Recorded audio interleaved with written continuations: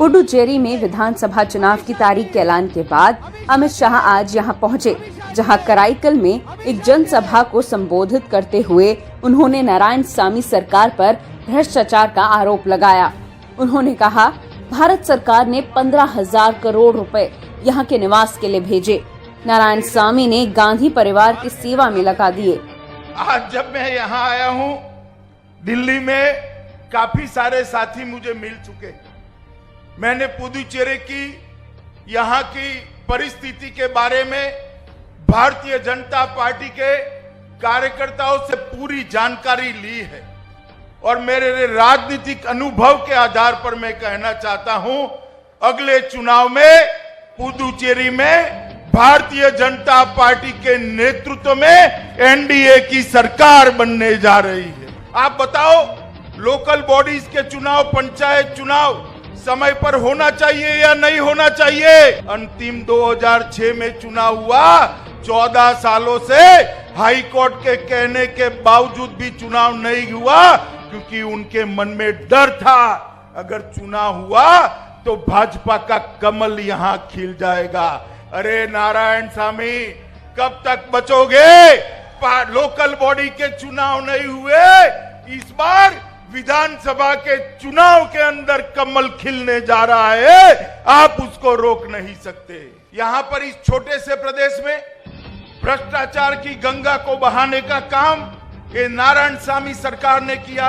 धोती sari scam, 15,000 crore जो भारत सरकार ने यहां सीधे भेजे। मैं आज आप लोगों को पूछना चाहता हूं, आपके गांव में ये 15,000 करोड़ रुपया आया है क्या? मोदी जी ने भेजा हुआ 15,000 करोड़ कहां गया?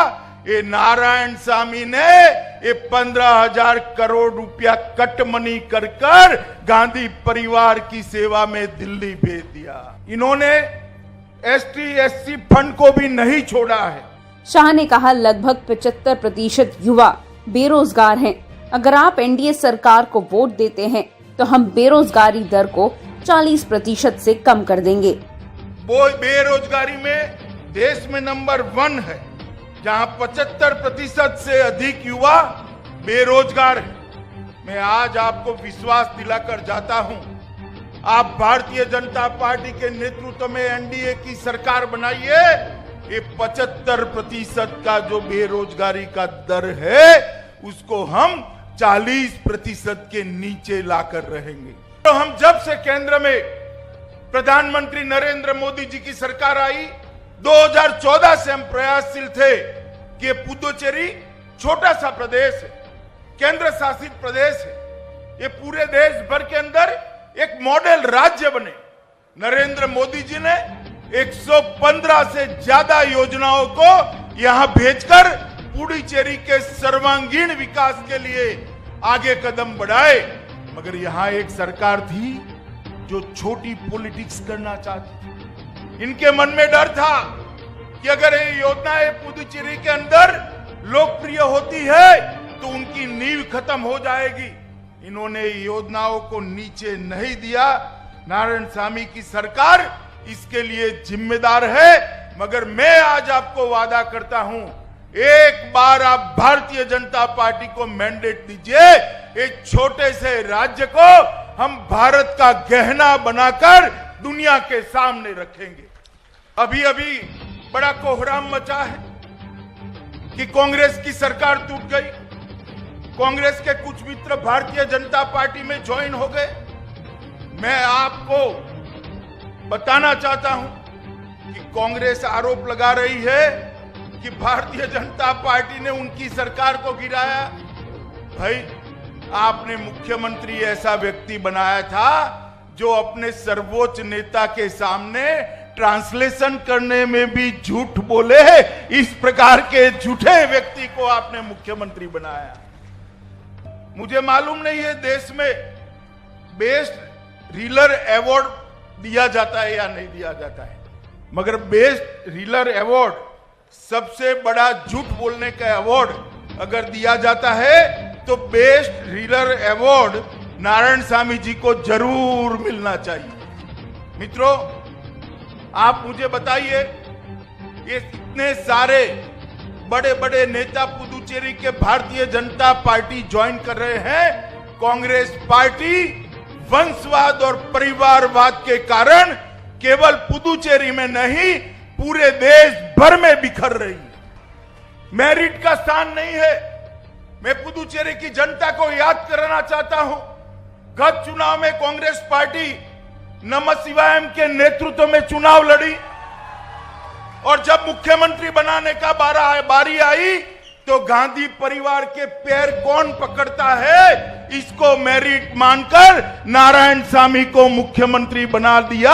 इससे बड़ा पुदुचेरी की जनता के साथ धोखा और कोई नहीं हो सकता। मित्रों, पुदुचेरी का युवा स्मार्ट है, मेहनती है, उसको मौका चाहिए। मैं पुदुचेरी के युवाओं को कहना चाहता हूं, आप एक बार परिवर्तन कर कर कमल की सरकार बनाइए।